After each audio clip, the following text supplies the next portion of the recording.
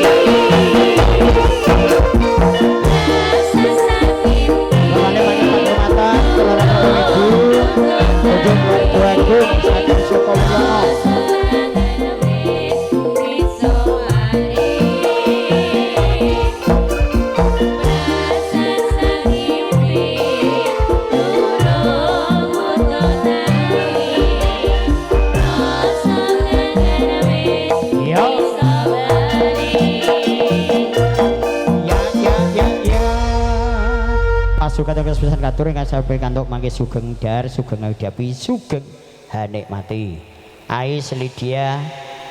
sampure diagem teko keri dihukum sinambi angen dhewe ning mati pas sugatene katur menika Bu Parmi sakeluarga diatur pisungsung puji nyuwun beksan kijane sing diaturi mung siji Sita Resmi anake Lik Surasa ya Mbak Sita siap Mangke winibuan kalih penari saking Fortuna Sita neng dhuwur sing loro Lydia karo Mbak Ais sarjana seni menika mangke wonten ngandhap nggih sawetawis ndherekaken keluarga ingkang saking Sukawiyono bibar hanikmati dedaran bakso mangke kasut berkah fotonipun monggo kersanipun rancak ben padha rata kripik gedang kripik telo sithik edang waton waroto sinambi angen dhewe nikmati pasugatan katur marak sawanipun Yayi Ajeng anak ayu Sita Resmi titisane Lik Surasa ndelok pake kaya ngono ki anake ayu men winimban Mbak Ais iki Mbak Lydia monggo pinaralikaken sketsa sugeng dahar ugi sugeng hamirsani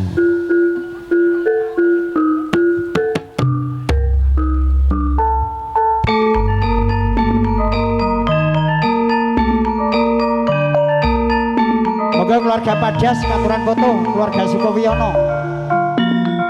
Sultanitas Jawilan boten-boten catetan dumateng MC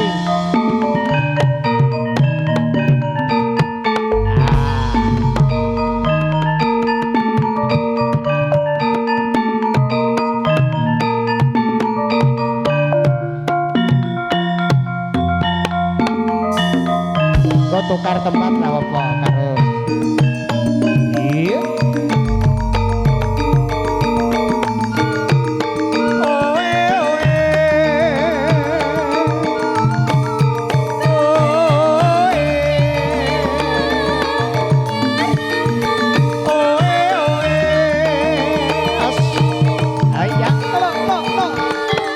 serisik ijo langgan karo Mbak Ais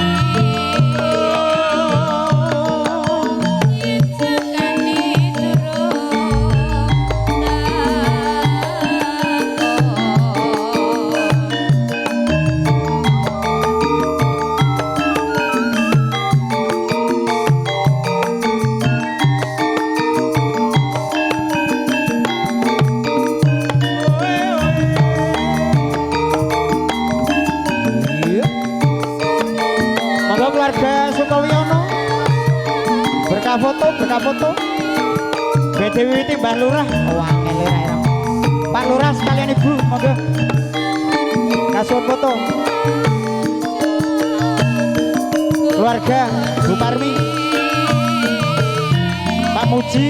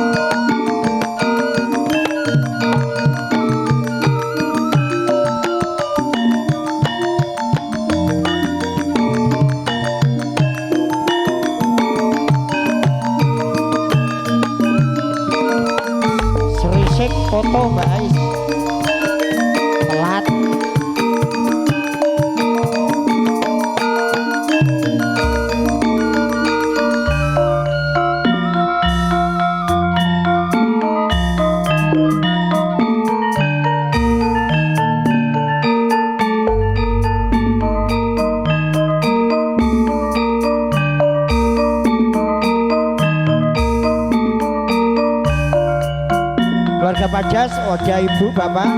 Pak Andri, Pak Kresna, Pak Putris keluarga, Bude Marnis keluarga, Bude Mayem keluarga,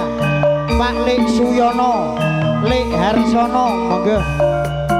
Pak Pobandi, Lek Yoto, teman-teman dari Mas Arif, teman kantor. Beksan Pangayu Bagio Gambia Ngomparianom katur lumantar setunggal vokalis menika saking tuan rumah anak kula Sito Resmi sapa dawa banget Pak Lurah jenenge menika titisane Lek Surasa nek ndelok ngene iki genah sing tiru ibuke nek neru pake mesti ya kaya cakil genah ingkang kalih menika saking Fortuna anak buah Pak Lurah Mbak Ais ugi Mbak Lydia mugi andi Cukrono kula bali berkah foto keluarga Padas monggo Pak Andri Pak Kresna Pak Putris Bude Marni Bude Mayem Pak Lek Suyono Lek Arsono Pak Pobandi Lek Yoto menika sekalian juga teman-teman kantor dari Mas Arif monggo Padas dan Dimas oh nggih saking Dinas Sosial Kecamatan Padas nggih monggo kanca-kancane Mas Arif yang saking Ngrendeng wonten Pak Lurah Ngrendeng Pak Carik Pak Mudin Pak Lurah Sampirjo Pak Lurah Sidomulyo keluarga saking Ketanggung Om Muji sekalian teman-teman kedua mempelai keluarga Gembolan ngomong tamu menika Mbok D Bude Sri Pak D Kamto Mak Jumidah Mas Nardi Pak Poh wonten Mbak Min Budi Sidomulyo Pak Poh Yadi Mas Eka Mas Slamet Om Muji Lek Darno monggo kasun berkah foto sinabi foto kripik gedang kripik telos edang waton waroto ngengeti wekdal tanggapan sonatur Bapak Gyor Basuki atur Bapak Gyor Yuwono Sugeng rawuh saking Mugati karena rika puniki Pak Sukarman Ibu Parmi mboten kewawi matur piyambak bongbong bingah biarawaning manah nampi karawan panjenengan mriki sumulih salira demangipun Ngrendeng Bapak Joko Susanto ingkang pinaka tata ngatur mangke jinajaran keluarga kalih ingkang magem kejawen Mas Muji miwah Mas Mardi monggo Mas Mardi Mas Muji hanjajari demangipun tawi Pak Lurah nggenipun medhar sabdo jengkaripun demangipun Ngrendeng panyayah wong agung ing Ngeksi Gondo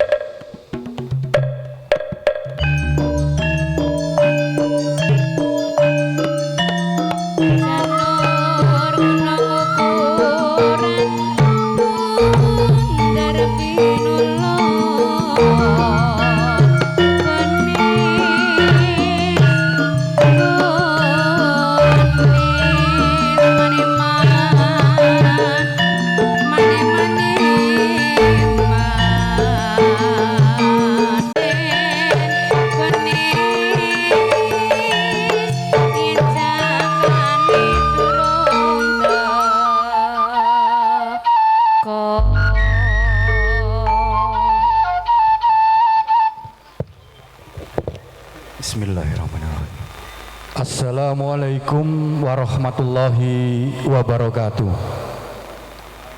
Alhamdulillahirabbil alamin wa bihi nasta'inu ala umur dunya waddin asyhadu an la ilaha illallah wa la syarikalah wa asyhadu anna muhammadar abduhu wa rasuluh amma ba'd. Winantu sagunging pakurmatan kunjuk sesepuh aji sepuh ingkang satu ginabekten para tamu kakung putri kadang-kadang kula enam sepuh Tuanggono Mudo Tumaruno yang pantes sinudarsono wabil khusus dumateng kadang besan Sutresno lan sedaya pengarak pengombyong temanten kakung saking Laladan Sukowiyono Desa Sukowiyono Kecamatan Padas Kadipaten Ngawi ingkang satu Sinubo Sinokarto para widodara rahayu ngatur kekantenan ros puji syukur kunjuk ngersa dalem Allah Subhanahu wa taala ingkang sampun maringi mapinten-pinten kanikmatan karahmatan kawilujengan adalah keimanan nyatanipun wonten ing ari kalengan punika kita tasih saged sesarengan kempal manunggal jumurung karso nderek mangayu bagyo muhung pepunden kula Bapak Sukarman Ibu Parmi ingkang kepareng mangun bojo krama amiwaha suta margya siwi. Salajengipun kepareng kula cumantaka lancang ngadeg wonten ngersa jengadika sami awit saking kula ingkang piniji marak sowan minangka sulih sarira tetalanging basa rambatane ngatur saking panjenengan Bapak Sukarman sekalian Ibu ingkang wedal menika mboten kadugi matur priyangga wonten ngersa jengadika sami karana bebek bombong jroning penggalih datan Bapak Pindan.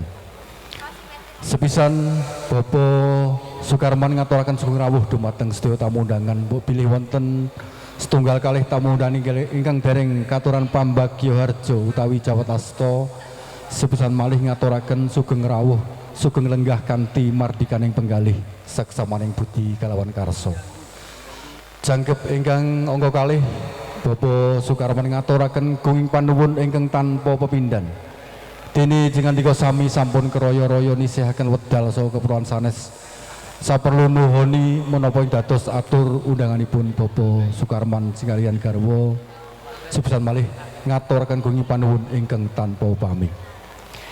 Bapak Ibu tamu undangan kehormati sesepuh aji sepuh ingkang dahat pinundi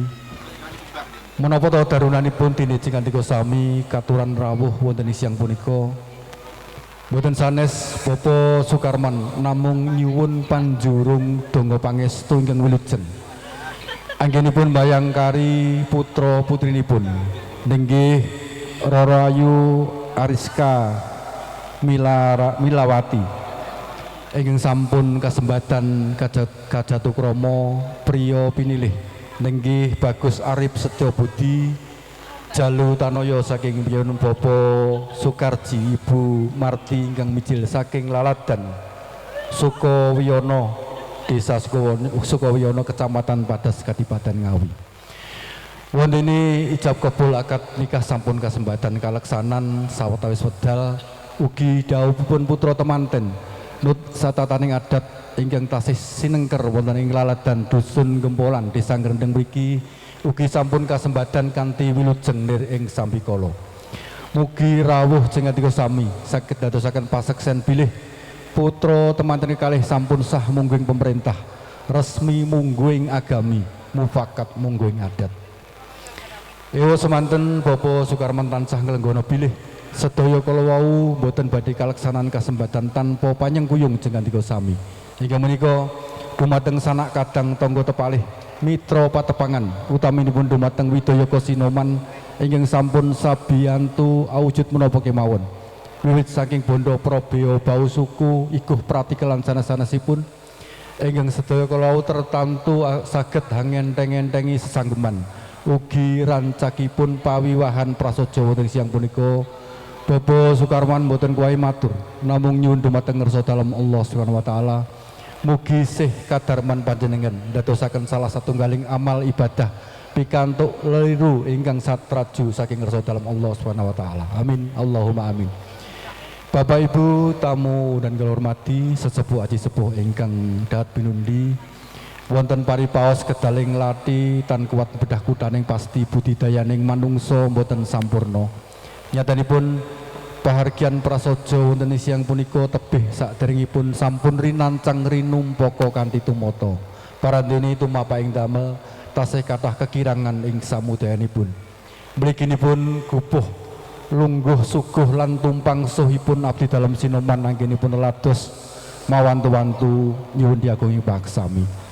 Kula ingkang minangka sulih sarira tetalaning basa rambataning atur saking panjenengan Bapak Sukarman sekalian Ibu Parmi wonten kekirangan ing samudayanipun nyuwun lumuntur ing samudra pangsami kanthi asesanti jaya-jaya wijayanti tumeka kang jinangka kalis gudha rencana sura sudira jayani kang rat suh brasta saking tikap ulah dharma stuti hayu rahayu ingkang sami pinanggih akhiru kalam ihdinas siratal mustaqim wabillahi taufiq wal hidayah wassalamualaikum warahmatullahi wabarakatuh. Nun.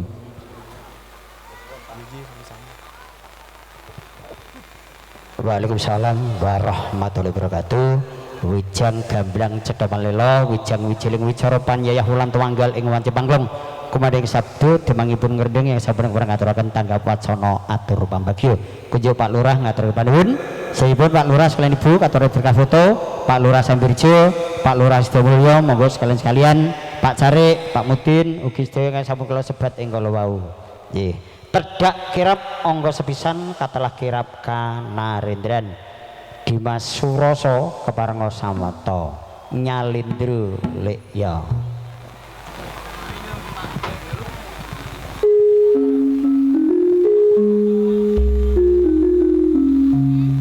Candrane penganten anyar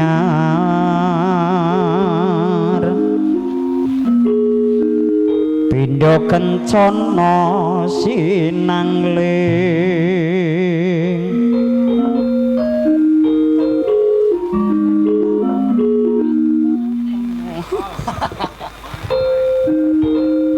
tamu samya hang liling leng-lenging driya kapanduk rasa manohara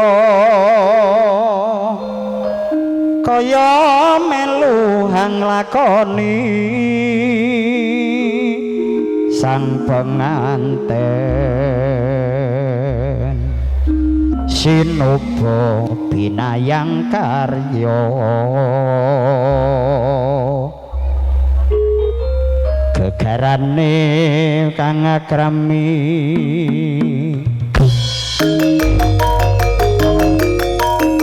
tutup bondo tutup rupa hamong ati pawit tadi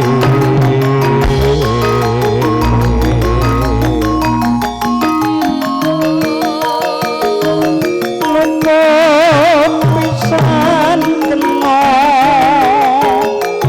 pisan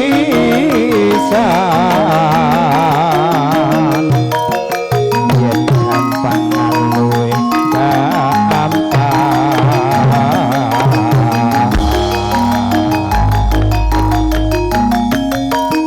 yen angel-angel ke langkung kan kena tinombat harta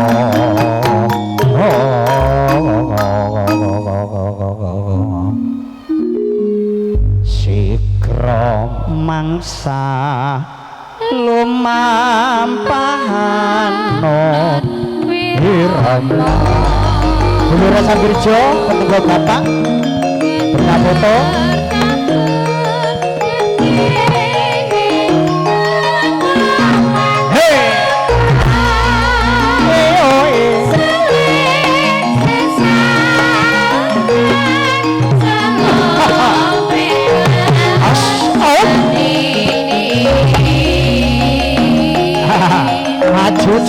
maju co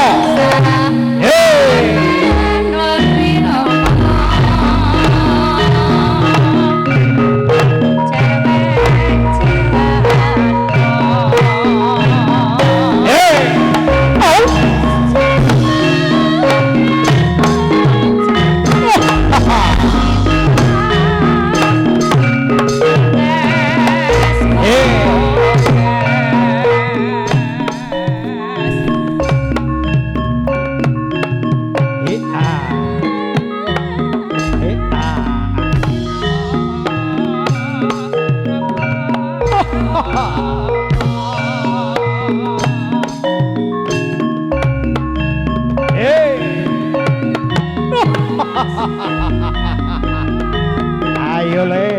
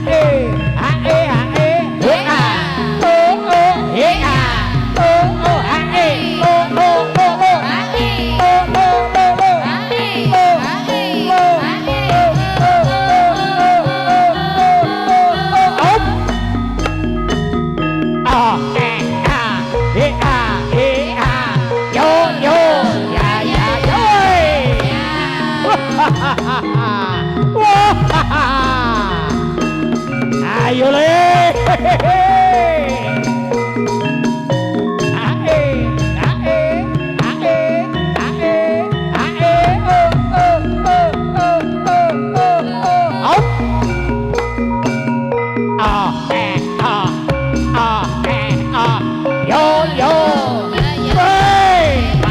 Maju to.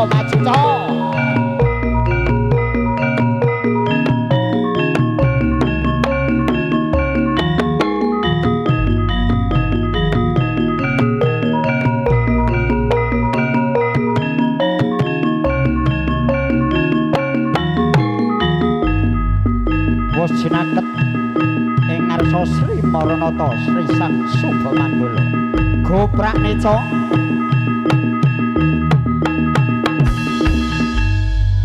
regedeg ingkang samya maraseba sumpah kromat jenggaring Sri Narendra Muda Sang Sri Nata Arsa Jengkar Piangarsa tangkeping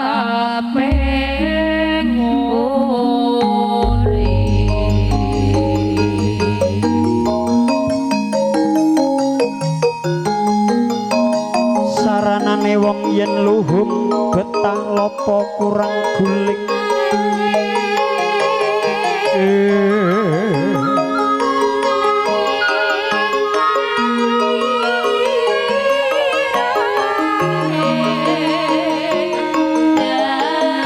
elinga solajat mika yen wicara kudu manis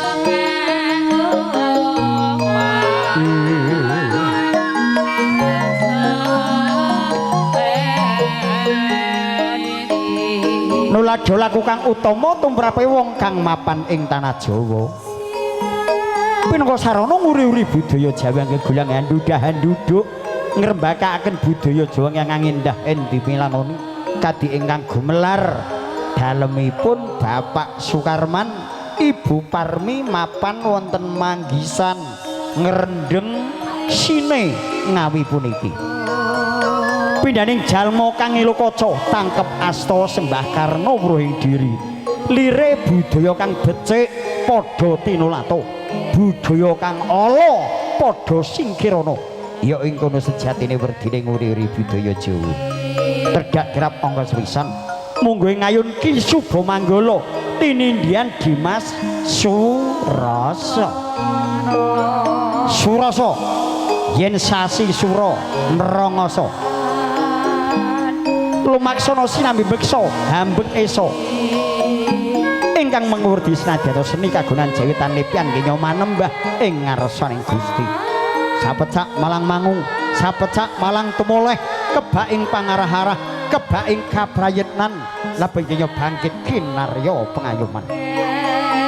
mugi-mugi patasak bareng menik-menik nuju prana dodo tatengan menika pasren lambang manunggal cipta rasa budi karsaning kakini penganten urip jumbuh kang ginayu basuki kakaksi gegunangane lapasang Maha Prabu Arif Setya Budi sembodo gandeng garwa Prameswarina toku semaning ayu diakhirara Ariska Milawati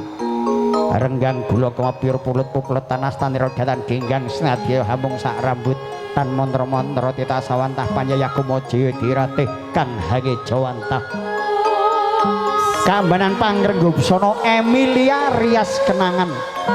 perias yang lagi naik daun gercep gaweane cepet jam 09.00 kabeh wis siap mila datanmu kalpinite ya pinangka pangrenggo busana Rama Ibu Tuturi Andariani tan kantun pagrayu pager bagus Dumas Manggala Yudha Warara men jejaka mijil saking gempolan manggisan ngrendeng rompiyah-rompiyah sesinami melok-melok wadanane pantes sakarya Branta ingkang sami hamulat laju lumaksana Ki Subha Manggala daya-daya manjing sasana bali panti pawisanan teka mangkono lamun to kawijile pangandikan ingkang dereng kawya sing lesan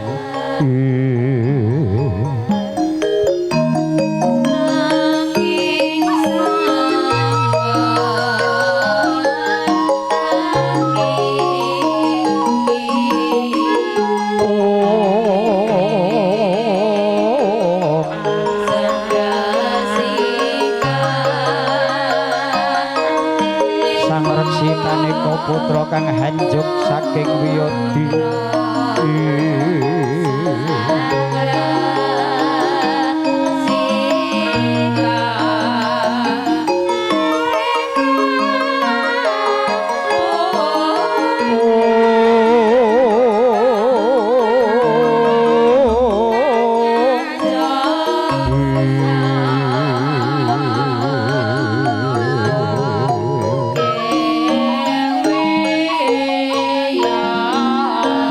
daerah pengko sepisan kagine meneh manjing sasana bali panting pembisanan